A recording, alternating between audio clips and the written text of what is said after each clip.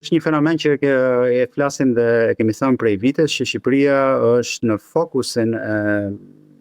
e hyrjes së flukseve të parave që pastrohen në vendin tonë dhe sigurisht që sektori i ndërtimit është etiketuar si i tillë si një nga ata sektorë të cilët i shërbejnë më së miri këtij qëllimi për pastrimin e parave në vendin tonë, por duhet theksuar që së pari nuk është i vetmi, pra ka dhe sektorë të tjerë ku pastrimi i parave ndodh. Sikurse edhe nga ana tjetër, absolutisht nuk mund të anatemojmë kurse të gjithë ekonominë e vendit, pasi një pjesë e mirë e ekonomisë së vendit mbështetet në punën e përditshme të shumë shqiptarëve, në punën e ndershme, në bizneset e ndershme, të cilat pavarësisht të ekzistencës krah për krah të këtij fenomeni shqetësues për ekonominë shqiptare, sigurisht vazhdojnë që të funksionojnë normalisht. Ajo që lidhet me aksionin e fundit që ju përmendet, që ka të bëjë me aksionin e SPAK-ut, sigurisht ishte diçka e bujshme, pasi bëhet fjalë për shifra të konsiderueshme, pra 150 milion euro. Nuk bëhet më fjalë për resortet vendosura diku në vende periferike të panjohura, siç kanë qenë aksionet e mëparshme për grupet kriminale ndaj SPAK-ut. Por tashmë kemi në fokus të tij kemi një numër të konsiderueshëm objektesh, rreth 500 objekte, sikurse edhe 3 kulla të identifikuara në Tiranë. Pra, është operacioni do thosha i parë nga ana e SPAK-ut, i cili dëshmon se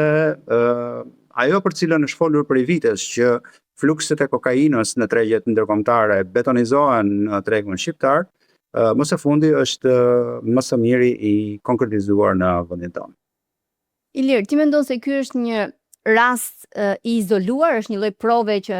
del nga operacioni i fundit i SPAK, është një rast i izoluar apo flasim për një ekonomi të infektuar sistematikisht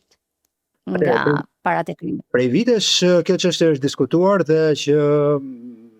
ka jam vetëm unë, po edhe shumë kolegë kanë thënë dhe raporte vetëm të organizatave ndërkombëtare e tregojnë që veçanërisht sektori i ndërtimit ka qenë objekti i pastrimit të parave dhe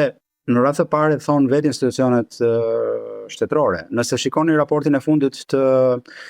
Agjencisë përkatëse që merret me parandalimin e pastrimit të parave, ajo tregon që 4 nga 7 burimet prej ku pastrohen parat në Shqipëri i përkasin pikërisht sektorit ndërtimit. Sikurse edhe rastet që janë identifikuar, pra flasim vetëm për ato që identifikohen nga struktura shtetërore, kanë mësuar një rritje të konsiderueshme nga viti në vit. Pra vitin e fundit 2025-ën të dhënat janë rreth 8% më lartë se sa një vit më parë. Gjë që tregon që fenomeni kursesi nuk është i izoluar në raste të caktuara, por është kthyer në një lloj sistemi i cili ka funksionuar deri tani dhe ka mundësuar këtë realitet me cilën ne përballemi sot. Për të parë intervistat e plota të Ilva Tare Talks, sigurohuni të bëni subscribe, abonohuni në kanalin e YouTube dhe qëndroni të përditësuar për episode të reja çdo javë.